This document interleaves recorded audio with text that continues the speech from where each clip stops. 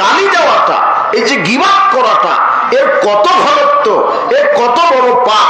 আশ্চর্য কথা, শত শত নেক আমল একটা গীবতের কাছে কিছুই না।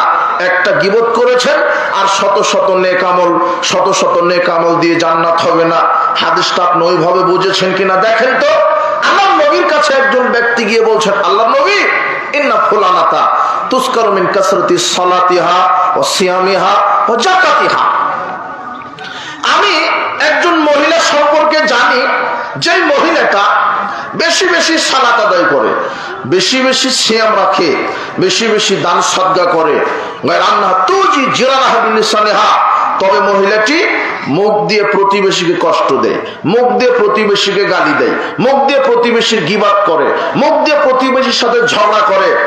তখন আল্লাহর নবী বলছেন, হিয়া ফিন্নার, ওই মহিলা তো জাহান্নামে থাকবে।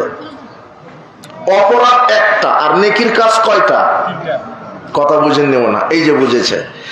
সালাত, সিয়াম, সাদাকা, এগুলি তো ফরজ পালন করে, বেশি বেশি করে, মানে নফলও করে। ফরজ সিয়াম তো রাখে, নফল সিয়ামও রাখে, যাকাত তো দেয়, সাধারণ দানও দেয়, 5 ওয়াক্ত সালাত আদায় করে, তাহাজ্জুদ